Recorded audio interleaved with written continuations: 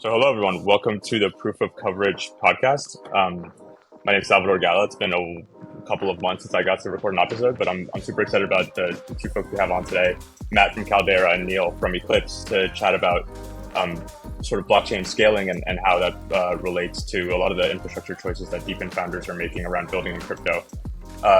So just to give a really quick one-line intro for both of you guys. Caldera, both of your guys' companies have raised on the order of like 10-ish million bucks to go and build blockchain scaling with your own really opinionated view, I think, on what the future looks like, and I think it's really compelling. So folks will be interested to hear more about it. Matt, at Caldera, you guys are focused on sort of like max customizability, from what I understand, like enabling developers to build a rollup that's fully customized to their use case and giving them a lot of different levers for sort of like how they design that. And Neel, I think at Eclipse, you guys started with something similar, but with a different core tenet. From what I understand, the mission was like build the fastest Ethereum layer 2 and do that by way of using the Solana Virtual Machine. And you guys have had some interesting stories on like where that path has taken you. So yeah, to get started, guys, maybe you can give a quick few minutes of intro on like yourselves, your companies, and why you've taken the approach you have high level to the blockchain scaling sort of problem. Sure. So yeah, I'm Neel. Started Eclipse in September 2022. And prior to that, I was working at Citadel in the commodities group. So I was doing power, gas. I was a quant researcher who owned the model for the PJM region, then also did some stuff in CAISO. So that's where I started. Then I left. I was building some infrastructure in the Cosmos ecosystem, which is a layer 1 blockchain ecosystem. So it's similar to app rollups, but these are a little bit beefier, so they cost more to run. And then Terra happened, so backed out of that ecosystem, took a step back, and realized that layer 2 economics are far more favorable for applications than layer 1 economics. So that was my reasoning for getting into the rollup space. And I found that a lot of the layer 2s that exist today are just not very performant. They get congested very easily, and that can bottleneck the experience and make it unsuitable for something like a DePIN app, for example, that's posting many transactions on chain. So as a result, we wanted to build a highly performant, very low cost layer 2 blockchain that can tap into the Ethereum liquidity, but also get a lot of the same benefits as Solana. So what better place to start than Solana itself? So we forked that code, we added in additional verifiability properties, and we've deployed it as a layer 2 on Ethereum. So that's the general approach.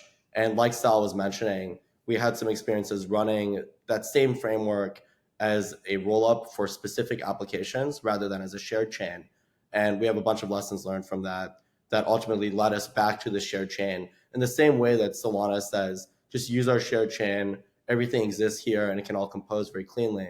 That's a very similar value prop to what Eclipse is offering, with the difference being that we have this adjacency to Ethereum liquidity, meaning that there's many dollars that live on the Ethereum ecosystem, probably 1 to 2 orders of magnitude more than Solana, despite the recent come up. And that means that you can tap into that liquidity, whether it means for trading your token or whether it just means users that want to interact with your dApp.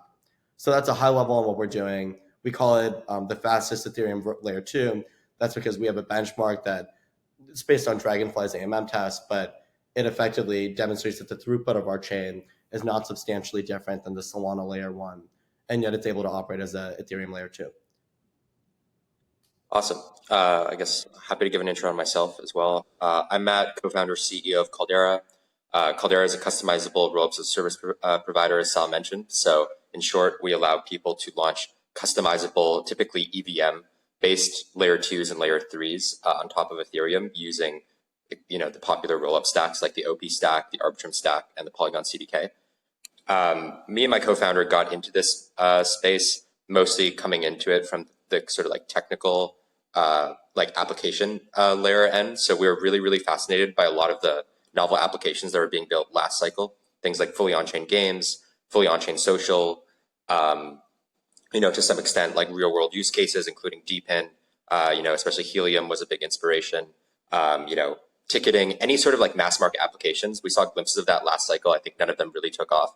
But from seeing a lot of those applications, we realized that a lot of these applications are going to need dedicated throughput and dedicated block space, just because it's going to be really hard for them to live on at least on another EVM chain, which are right now all single-threaded chains. And we also realized that a lot of applications require a level of customizability that something like Ethereum doesn't provide. So Ethereum has kind of like a language called Solidity, which is somewhat, easy to use. The ergonomics aren't super great, and it's not a super efficient language.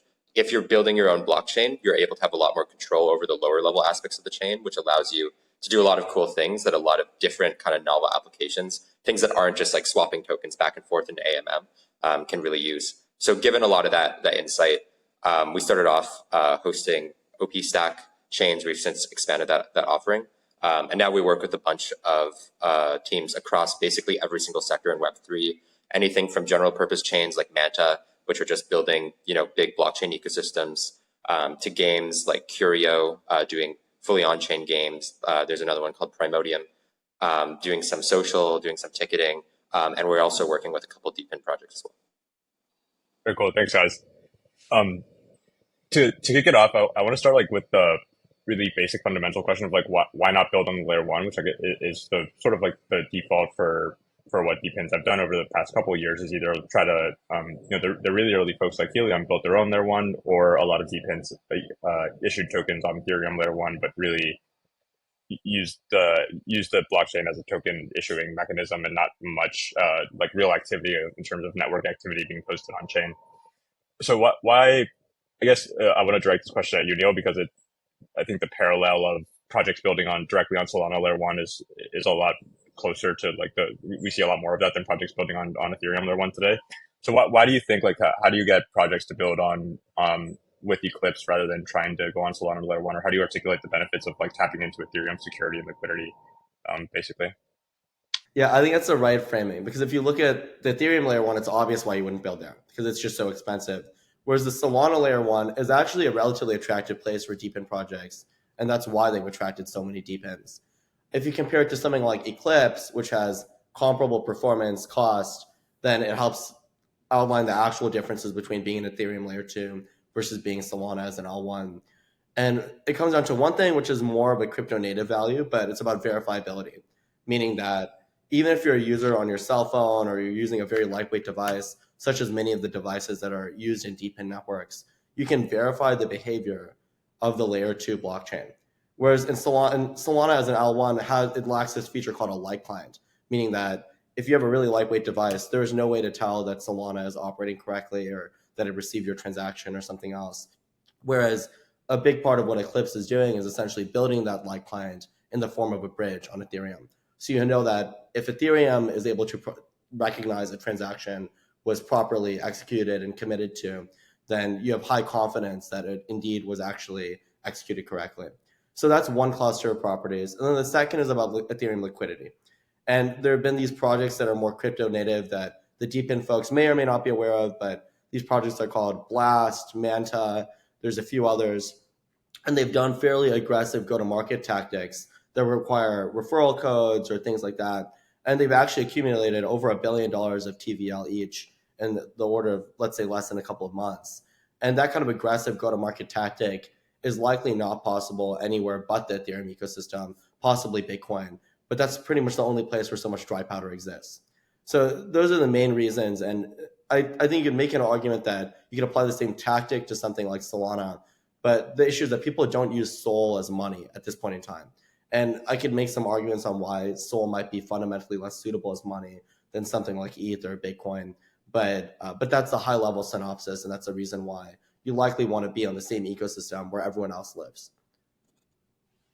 Yeah, makes sense. I'll throw it to Matt in a second, but one thing you said there, Neel, on light clients for our for your DePIN founder who doesn't know what a light client, maybe you can give an example of how that would how in a DePIN network a light client would play in. Would that, one thing I imagine is Helium cell phones validating the network may be light clients someday once more activities on chain. But curious to hear you talking more about that. So I think the right place to start is by concerning what is a full node. So a full node in a blockchain is receiving transactions and it actually re-executes everything. And that is generally fairly expensive, especially for something like Solana, which is running tons and tons of transactions, something similar to Eclipse as well. So in general, you don't want to have to require that users run full nodes. And you could keep the full node requirements very low, but all that will do in practice is severely hamper the throughput of your chain. So you want to have big full nodes, but the downside is now users can no longer run them.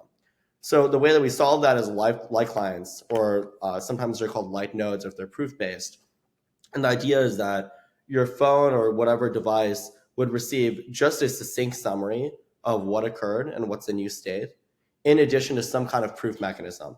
So probably not possible to get into the details of ZK proofs over a podcast like this, but there's a piece of magic math that gives some amount of evidence that the state commitment was computed correctly. So that's one way of doing it. So using a ZK proof. And a second way is there's a method called a fraud proof, where some other full node identifies that an incorrect state commitment was computed. And just to be clear on what I mean by state commitment, I just mean you executed a bunch of transactions, and here's the end state. And the commitment is just a bunch of ones and zeros that represent that end state. So if some other full node is able to identify that those ones and zeros are not right, then they'll call for what's called a fraud proof, and they'll give you some proof of which ones and zeros are actually right.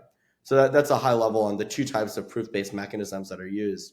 But either way, what you've done is you've avoided the requirement of high hardware for your average user who wants to verify the chain.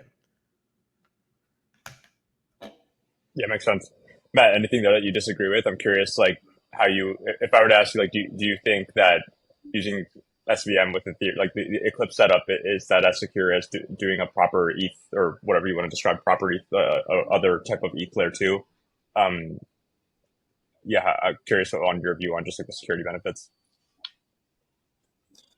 Yeah, I mean, truthfully, there's not a lot there that Neel said that I disagree with. I think it's mostly a stylistic thing, right? As Neel mentioned, like Ethereum L1 is completely untenable for any sort of mass market application, including DePIN, where you're just going to probably be sending a ton of transactions. You're trying to onboard users. You need those interactions with the blockchain to be like less than, dollars per transaction in a high gas scenario case. And then so given that Ethereum, L1 is pretty untenable, even other ETH L2s get a little bit tricky because they are still single threaded. And so you can still have gas spikes on those chains. The question then for a DePIN project or really any project with high throughput that they need to think about is sort of like what languages they want to use, what frameworks they want to use, et cetera. We at Caldera, we're pretty opinionated that the EVM just has the most developer traction, the most developer activity. There are all sorts of infrastructure you can kind of get out of the box because you're EVM. Anything from like indexers to a wider array of like fiat on ramps to a wider array of like block explorers, data tooling, etc. And so you get a lot more potential integrations. You can probably move a little bit quicker if you're developing on the EVM. And so for that reason, we generally push people to EVM-based L2s.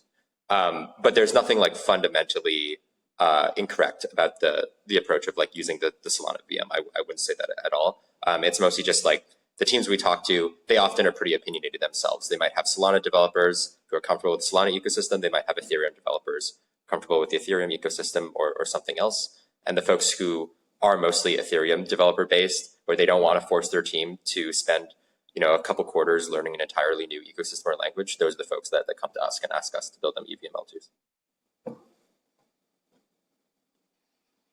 Makes sense. Neel, anything you disagree with there on sort of like benefits of SVM or the comparisons? Like, how do you feel about the interoperability and the sort of like developer ecosystem around the SVM today? Yeah, so a few thoughts. So one is that Solana has been around for a handful of years now. So I think a few years ago, most of that argument's correct. But today, Solana has all that surrounding infrastructure, and the Solana VM correspondingly has pretty easy deployments such as oracles, bridges, indexers, which we deployed for Eclipse on our testnet, DevNet. So that's one part of it. A second is that a lot of the EVM tooling also works. So we, for example, have this service agreement we papered up with Neon, and they're going to be deploying EVM compatibility to Eclipse. So I guess the remaining differences come down to these lower level differences like parallelism and trying to keep everything on the same chain versus having a single threaded virtual machine. But in that same vein, like Matt and the Caldera team will likely run our SVM Eclipse deployment for Injective. So there's ways that we can collaborate in that vein. In general, I think that the biggest difference is probably app-specific or single-threaded VMs versus like a shared chain. And the reason for that is in a world where there's only, let's say, Caldera running just Eclipse, then there's less need for Matt services rather than a world where there's a ton of apps that need their own chain. So those are somewhat conflicting views for the world. Yeah, that makes sense. Well, jumping off there, like when you to get to the core of the point on like what apps need to run their own chain and to bring it to DePIN specifically, like um, I'll direct this question towards you, Matt. Like when you think about DePIN, there are a lot of compelling things that you can do on Caldera's infrastructure. You can choose your choice of like gas fee. You can use your own. Like there's some interesting value accrual properties. That's why long term you might want to have that customizability. There's also a lot of near term benefits that your point on dedicated block space is a good one. Like a lot of these DePIN networks today aren't actually using that much block space because they're just sort of issuing rewards. But in the world that we sort of like want DePIN to move into, these networks have a lot more like state on chain all the time changing related to the true like economics and activity of the network. So I'm curious, like where the DePINs that you guys work with now, or the conversations you guys have had, like what seems to be the most important driving factor where the customizability matters. Yeah, for sure. So yeah, I mean, I would say like we definitely kind of bucket it into some of the categories you mentioned, right? There's just the raw kind of scalability. And what we've seen, I agree, like a lot of DePIN projects, when they're first starting out, like they are often just thinking about like token issuances, maybe even token issuances, not to the broader, user base at large, but to like specific operators, things that like aren't super expensive because they have it, in their head that blockchain operations are expensive. You need to minimize your use of the blockchain. What we found is just like as we talk to teams, more and more, their minds definitely open up of like all the things that could be done on chain. So the nice thing about just having a very scalable environment is that for like the engineers on those teams, it gives them a lot of freedom to what's kind of like novel constructions and kind of like new things to do, which has like I think like very, very high value for the space. It just opens up a ton of experimentation, even if a lot of these companies don't kind of come into the conversations looking for raw scalability. What we found with DePIN in specific, with like on the customizability front, there are a couple things. One is kind of like new primitives on the chain. So if certain projects are looking at kind of new forms of like proofs, maybe you're using signature aggregation to, you want to verify some sort of attestation on the chain. There are like a lot of nice optimizations you can make at the chain level to make that more efficient. A lot of teams are interested in using their own token for gas, especially projects with kind of more user-facing component. Let's say maybe you have users who own your token and they use that to pay for mobile coverage or Wi-Fi. You really don't want to force them to hold another token for gas. You can do that without running your own chain, but it's a little more, I think, ergonomic for users. They can use the tools they're familiar with if you are able to customize the gas token of the chain. And then the last one that we've seen, especially more around these sort of like Web 2, mixed with Web 3 projects like DePIN is kind of like compliance level tooling. So it's not a super like crypto native solution, but you have a lot of folks looking at whitelisting people who can interact with the chain, geofencing certain operations of the chain. And those are things you can do if you're running your own rollup, especially a centrally sequenced one, that are a little bit harder to do and a little bit like harder to do well if you're just running on like a general purpose environment. Yeah, I mean, I guess the issue is that when we were running app-specific rollups for DePIN networks, we found a lot of the things mentioned, like signature verification. You could do that in a ZK coprocessor like Axiom or RISC-0. And then custom gas tokens, soon we'll have gas abstraction, so it becomes somewhat of a non-issue. But even for the time being, I don't know if it's even good to try to turn a token into money. And just given that, with that same observation I was making earlier about Bitcoin and ETH versus a token like Sol, which is actually a fairly established token, it just still hasn't achieved the property as money. So unless you really do become money, it's not really boosting your value accrual to charging your native token. It's actually just making the whole total fee computation more confusing, just given that you still have to pay some base fee in ETH. And now you also have the volatility added from some additional token. So you're dealing with 2 tokens rather than 1. So that's part of the reasoning. But I guess the other part worth mentioning is like, what are the downsides? Sorry to interrupt. Real quick, can you explain chain or gas fee abstraction? The thinking is that down the line, you'd be able to pay in whatever token you want. It will swap that under the hood, and then it will use that token, whatever the native token of the chain is, to pay for gas. So for example, if you're on a chain that takes Sol for gas, then I could pay in some other completely different token, like Link, Chainlink's token, and they would swap that to Sol and then use that to pay for the gas fee. So this way I don't have to hold multiple tokens in order to interact with the chain. Yeah, and just to finish the point, how much does a chain actually cost all in at this point? Because Matt, you're obviously more current than I am on this stuff, but if you were to use a RAS, and then also if you were to not use a RAS, I wonder what that ends up costing. Yeah, so I think I mean, going back to kind of like the custom fee token point that you made. You put out a really great blog post around some of the economics of RAS at the time. I think this was probably around July of last year. And at the time, I think custom gas tokens didn't really make a ton of sense because the on-chain fees for running a blockchain were super high. Now, like the on-chain fees are quite low. And more importantly, you can kind of model them as fixed fees rather than variable fees. So if you post a Celestia DA, it's effectively free. If you can use some, off-chain data availability committee that's even easier and more tractable to model the costs of, and you can, treat it as effectively some fixed kind of like cloud server costs. And then because your costs then are pretty fixed, you can charge fees in your token without needing to worry about, putting sell pressure on that token or meddling too much with needing to figure out how you're recuperating your costs. All in, I think for a chain right now, if you're really optimizing for the lowest costs, you could probably run a roll up using like a modern secure like architecture using off-chain DA for around $5,000 a month. That includes like the RAS fee, that includes like the cloud costs, and it includes like on-chain costs. And so for a lot of projects, like that's a relatively all right infrastructure cost for any sort of internet software company, and so having the freedom then to kind of dictate what how users pay, what the chain looks like, etc. You're not really trading off too many things in order to get that. Yeah, I agree. I feel like $5,000 a month is trivial. Of course, like free is better, but also it's not an order of magnitude that people are gonna be shocked by. And then the next question is in terms of like the interoperability and the fragmentation.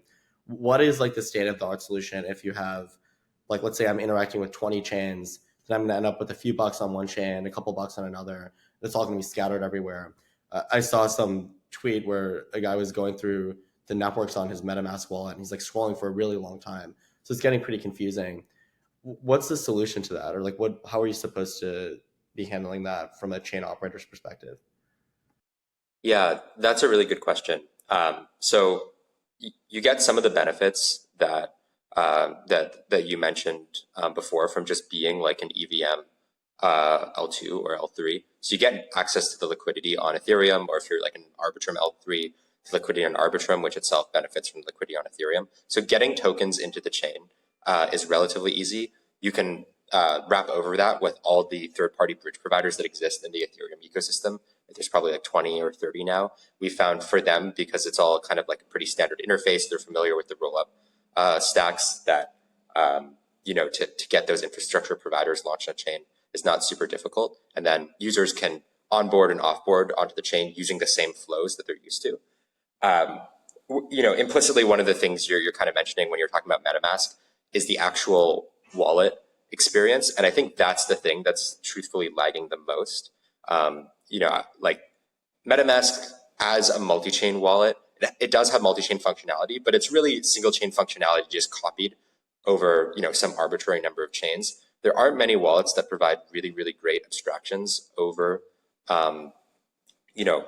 like let's say 20, 30 chains, and allow users to, like, as you're mentioning, like see balances across all of them. So the projects we're working with, some of them take different approaches. A lot of the more kind of crypto native ones, they know that Ethereum users are now used to, for better or for worse, adding new wallets into MetaMask and switching between them and managing their kind of funds across different chains. So truthfully, it's not that big of a concern. For the DePIN projects that we're seeing, actually, a lot of them are trying to build their own wallets. So they might have some app, maybe they're going to fork some open source Ethereum wallet, of which there are many, and they're just kind of ripping out Ethereum from those wallets, or the Ethereum RPCs, plugging in their own RPCs for their rollups hosted by Caldera, and effectively kind of treating it as like a more kind of unique sort of siloed ecosystem. I think for a lot of the DePIN projects we're talking to, they like the positioning that affords, but it's definitely not going to be the case that like every single application that deploys their own chain will take that approach. Yeah, definitely create some go-to-market friction, which we think about with Eclipse too, just given that an average Ethereum user likely is using their MetaMask wallet. And that's why we're pushing people toward MetaMask snaps right now, just given that you get to stay within that wallet experience. The downside being, one, MetaMask snaps are a little bit buggy right now. They're not fully built out, so you can't see your balances within the wallet. And then two, on the Solana side, the more popular wallet is Phantom. And Solana is not really built for, I mean, if you're saying that EVM chains are not built for like a multi-chain world, Solana wallets are definitely not really built for that, because there was only been Solana up until now. And now we have the second SVM chain with Eclipse. So getting folks like Phantom, Backpack, they've had like early discussions about integrations, but ultimately it's something that those teams have to decide to integrate. It's not like a permissionless thing that we can just add in. Got it. Do you think Eclipse might build its own wallet in the future, like So beyond that? we forked Salmon, which is an open source wallet. We got an audit on it, made some bug fixes. But I just think that friction of like having someone go to a site, so our docs presumably, download a new wallet, and now they have to maintain two balances. The bridging experience is a little rougher. Something like Phantom, I think, is perfect because they support both EVM and SVM. Mm-hmm. So being able to somehow atomically do it, even as a single sign button, and it's really doing two signatures under the hood, I think would be the best way to achieve bridging between something like Ethereum and Eclipse. Got it.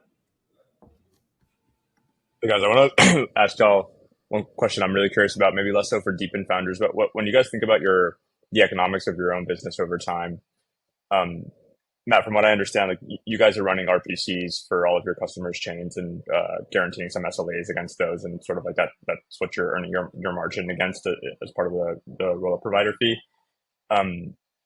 Neel, I know that you guys sort of like went through this experience of trying to set up multiple chains and finding that the unit economics like don't work from the sense of a fixed cost to spin one up for a lot of these. At least back then, the fixed cost to spin up a roll up for a lot of apps didn't make sense. And so I assume a lot of that was in sort of like building these RPCs and supporting all the chains. So I'm curious, like, yeah, how do you see, so just to compare how you guys see each other's businesses evolving, or sort of like the margin and how you grow with your customers over time? Yeah. And I think that especially if you want to perform a node, then you have to run multiple full nodes, because you're running those full nodes I was describing earlier that re-execute all the transactions. Those are needed for indexers, they're needed for some types of bridges. You have to run other surrounding infrastructure. And then of course you have the chain itself that you have to run. So all in, like that $5,000 plus cost a month that each chain for an app rollup must pay, that's something that the Eclipse team is just bearing. So we pay that cost, and beyond that, it's all upside, which is a little bit, it's like each app does not have to pay for that, but then at the same time, they don't receive the fees that are paid to Eclipse, of course, given that they're not the operator of the rollup. So ultimately, the question is like whether those relatively minimal fees for the most part matter to an app. Just if you look at Solana, their target cost is like 1/1000th of a penny or something. So even if you're really spamming the chain, it's unlikely that costs will seriously add up and make a difference for an app's value accrual. Whereas what does make a difference is creating valuable state. And there are already ways. So what I mean by that is, let's say there's a massive NFT mint. That's the one thing where Eclipse cannot like reduce the fees there, and Solana can't either. No one can, because ultimately you have more transactions than there is state, and everyone wants to get the same NFT. There's only one of it, and many people are willing to bid to get that. The only economically fair way to sort that out is to run some kind of auction mechanism like a VCG or whatever else. So that's the most valuable part of what a blockchain is basically providing, which is what are those state hotspots. And there are ways for application developers to even recapture those if they're clever. And that's something that's actually coming in an upcoming Solana fee market upgrade that we've been thinking a lot about, which a lot of the commodities guys might actually understand pretty well, just given that it's all basically auction theory plus a little bit of game theory, because now you don't trust the participants in the auction. So that's all to say that that there's like I basically honestly that's pretty much my view on it. Yeah, makes sense. Basically, Eclipse is internalizing all the roll up costs, but because you're making all the fees off the chain. Yeah, exactly. Yeah, application developers have like very little to lose in terms of meaningful value recapture by using something like Eclipse or by using a shared chain. Makes sense. And how does that blow up for if it were to blow up for you guys on the cost side? Like, is there some world in which the cost of running the Eclipse chain like far outweighs the revenues you guys can bring in, or how do you think about like margins, or not really margins, but you get what I'm trying to point at? So not really, just because the fixed cost of running the chain is constant, like Matt was describing, and then that variable cost is passed on to the user, and it's just the cost of publishing to Celestia.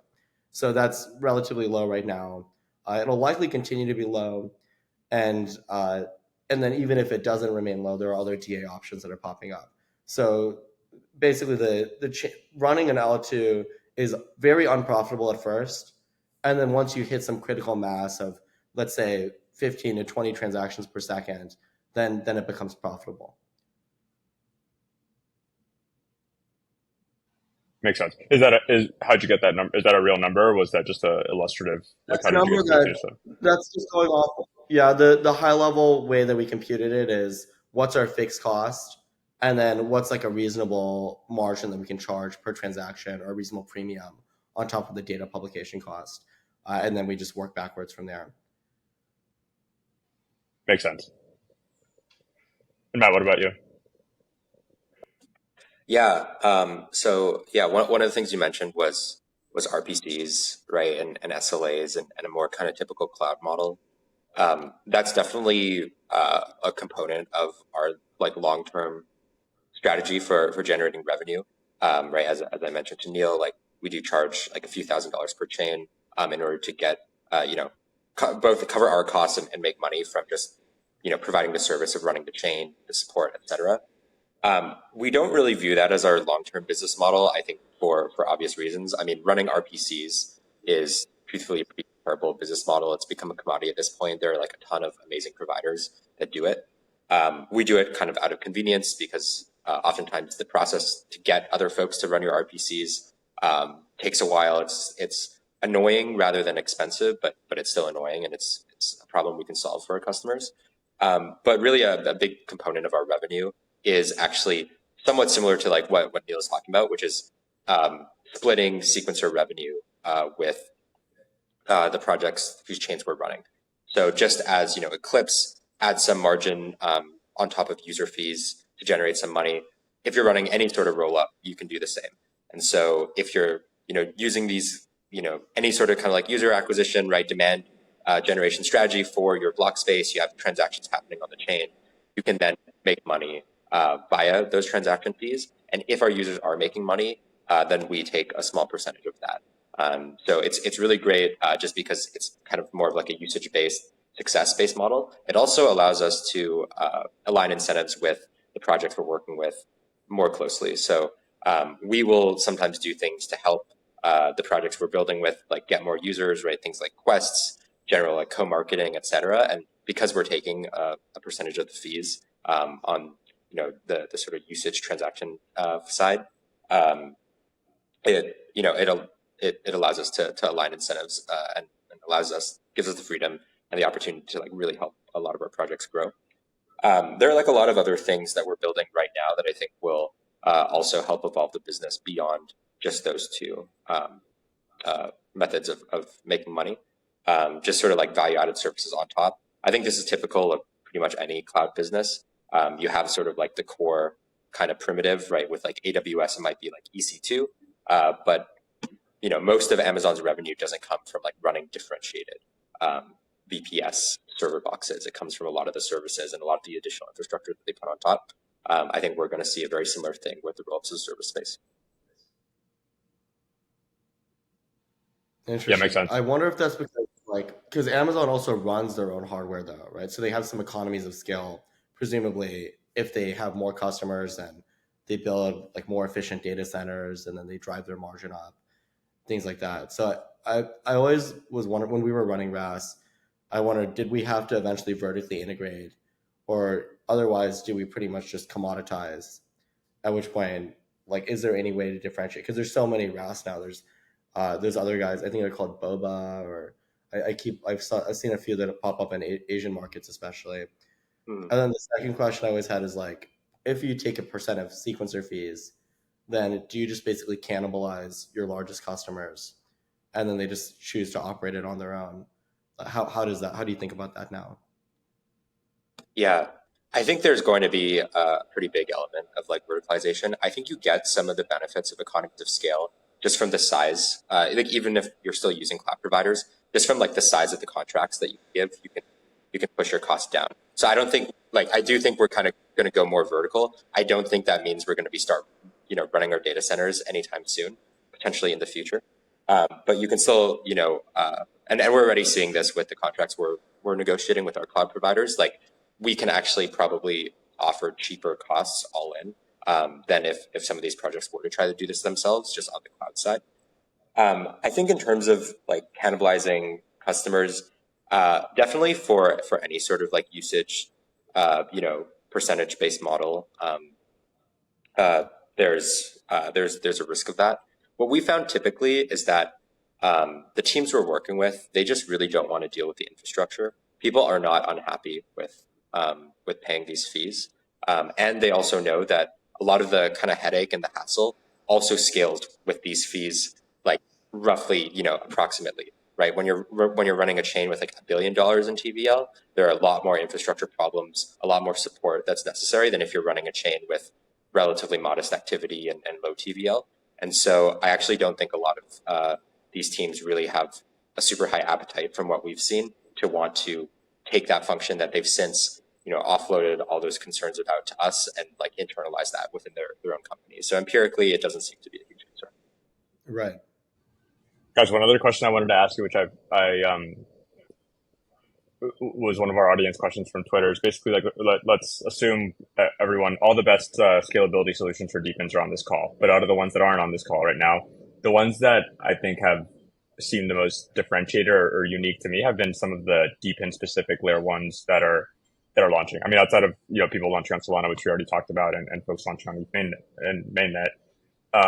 There's IoTex, there's Peak, and from what if I had to like articulate the thesis behind why a DePIN specific layer one should exist, it's that this doesn't happen today, but eventually we'll see DePINs actually accessing a lot of each other's state, right? Like right now they don't tap into each other's, but we see little signs of it with, I just saw I think Demo maps 15% of the Helium LoRa hotspots through through a new Mac-Ruin device that they launched, a new OBD reader.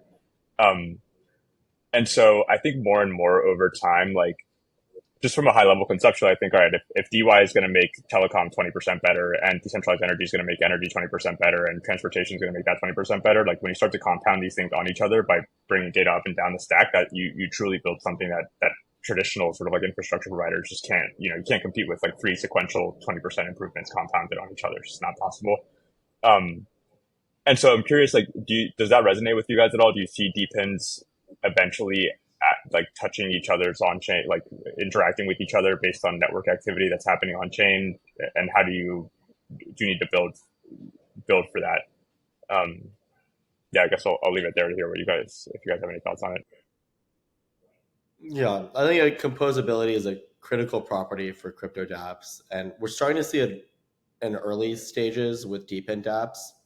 But I'd still argue that you're better off in an overall shared chain, because then even non-DePIN dApps can compose on you. You can have additional financialization through DeFi apps composing. You can have NFTs that get traded in marketplaces or liquid secondary markets. So it almost seems like they're caught in this awkward place where they're not quite getting the same benefits of having your own chain and being willing to pay that cost and interop and just actual money. But then they also are not on a fully shared chain, so they can't fully compose with everyone either. So I don't know if the DePIN specific L1s make more sense than just a general purpose L1. And I think that even in the Cosmos ecosystem, people often start with app chains or maybe even sector specific chains, and they very quickly expand to basically accommodate everything, because it's one of the most logical ways to expand. And there's typically some dApps that actually do want to compose outside of the specific category that the majority of apps exist in. Yeah, I don't have too much to add there. I think that you also, to some extent, like a lot of the DePIN projects we're talking to, at least, like they definitely don't conceive of themselves the same way like an NFT project or like a DEX conceives of themselves in terms of their position in the crypto space. But a lot of the times they do want to access some part of the crypto community. Maybe that's sort of like degen traders, the general liquidity on like an Ethereum or other chain. Maybe just kind of, yeah, even just like the ability to maybe mint commemorative NFTs and have people in the crypto community care. These are all things that I think are a lot easier if you're within some established ecosystem, right? Ethereum or Solana, than if you're like trying to build your own kind of siloed chain somewhere else that only few people in a relatively niche category of the industry still are interested in.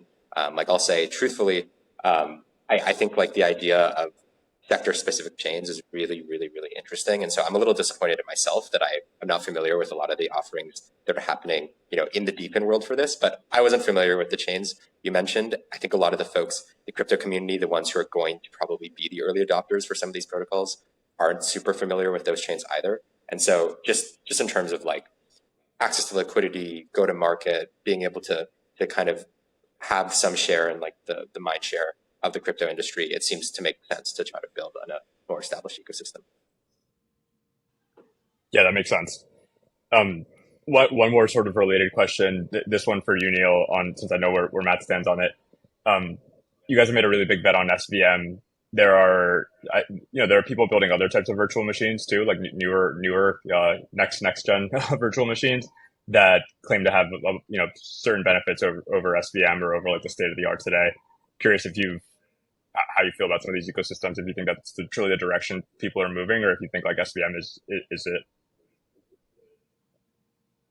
Couple of thoughts on it. So my first is that Solana from the ground up was literally built for performance, whether it's the Solana virtual machine with sea level, or whether it's the fact they removed the mempool, the state accesses are specified up front, so the transactions are essentially optimized for parallelism. So anything that's built from day one now is likely going to land in a place that's very similar. And you could make design decisions regarding, do you specify state accesses up front, or do you compute optimistically and then rerun if there's a conflict? And there's all sorts of different design decisions. But ultimately, this is one point on the efficient frontier. So the second part is about developer experience and overall network effects. If I wanted to do like a matrix inversion in Move or in Fuel VM, I don't even know if it's possible right now, because there just isn't that surrounding tooling that exists in the same way as what exists for Rust or for the SVM more broadly.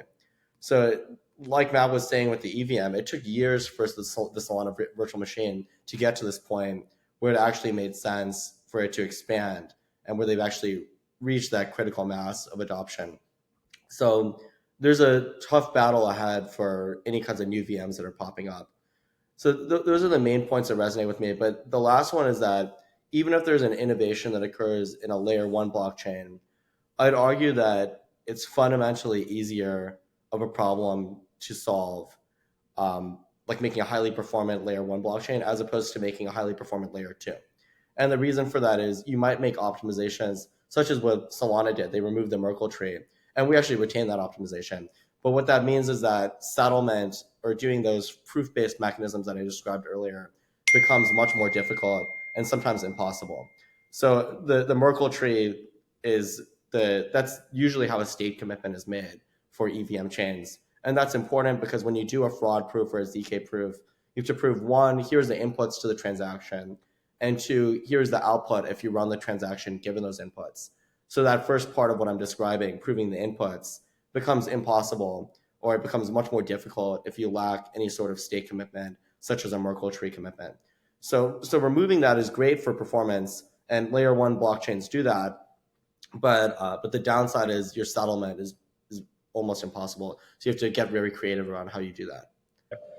Yeah, so to close it out, guys, just one last question I want to ask you. One of the things that I found in DePIN is that a lot of the founders have a lot of experience, and they're usually like older than crypto founders. You guys, I've had definitely my fair share of experience trying to convince founders to like take money from someone much younger than them. You guys are doing something even harder, which is like try to convince them to build their companies on top of a blockchain infrastructure to really like couple themselves to an infrastructure that's it's a big vote of confidence, I think, for founders to trust you guys. So just curious, like, what would you guys say to a DePIN founder who's on the fence about jumping into crypto at all? They may not even be certain whether all this pain of dealing with infrastructure and dealing with regulators and dealing with liquid prices is worth it at this point, or whether they should just wait a couple more years for things to like sort of settle down before launching their project. Curious how you guys feel about the state of the waters for DePIN founders to jump in. So one way that I think about it is we stand on the shoulders of giants. So I'm sure Matt has some great other folks on his team, plus advisors. On my side, our chief business officer, Vijay, has been in crypto for several years. He's seen it all, was previously a head of BD at Uniswap, head of BD at DYDX. And our head of engineering, David Lin, was previously building other L1s. So any question that DePIN founders have about crypto, we can likely answer it to sufficient depth and talk to great length about it. So that's one part of it. And the second is having a younger perspective also means that we can often approach things from a fresh lens. And especially given crypto is at this great intersection of computer science, econ, there's also a regulatory element to it, and so many other things. So given that DePIN founders typically come from the physical side, I think it's a great opportunity for us to add value and help them understand like what are the unique parts of crypto that are relevant for them to be thinking about as they further build out their product. So that's generally how I think about it. But I'll hand it off to Matt in case anything to add. I concur with all of that. I actually haven't found anything major with regards to kind of age. I think the really fun thing about working with teams that are building novel stuff like DePIN is that often they'll come, as Neel's saying, from like a hardware background or like a telecom background. We come from like a software background, cloud, distributed systems, cryptography, crypto, blockchain stuff. And so it's actually very, I think, easy in some sense when you're having conversations with these teams, like on the technical level, for like both teams to impress each other and, realize, both teams can realize that it's much better to like work together than for either of us to kind of try to go at it alone, just because the technical expertise on both sides are so different. And for us, generally, we are like an open book when it comes to architecture, what our setup looks like, what we've done for security, what we've done for reliability. And so if anyone has any kind of lingering doubts, we can typically just kind of show people what our setup is. And if they have experience in, cloud or blockchains or anything like that, they tend to find no problem with it. One of the things we found with Caldera is that because we're more positioned as like a cloud services business to some extent, right, where we're hosting chains for people, a lot of what we do pattern matches a little bit more closely into Web2 cloud. So for the teams that are interested in things like SLAs, support, right, more kind of enterprisey features, a ticketing system, et cetera, we're able to provide that in a way that I think like a fully decentralized distributed network can't really do. And so there are advantages to that, there are disadvantages to that, but from the perspective of kind of working business to business with a lot of these more traditional teams, it's definitely quite helpful. Yeah, makes sense. Well, thank you both guys for making time to chat. This has been awesome. I think the folks who are listening will learn a lot, and should definitely check y'all out at the URLs for anyone listening is eclipse.builders for Eclipse and caldera.xyz, where y'all can find Matt and team and their docs and info. So yeah, guys, anything else before we drop off? Nope. Thanks so much for having me. Yeah, thanks for having us, Sal. Yeah, thanks, fellas. Bye.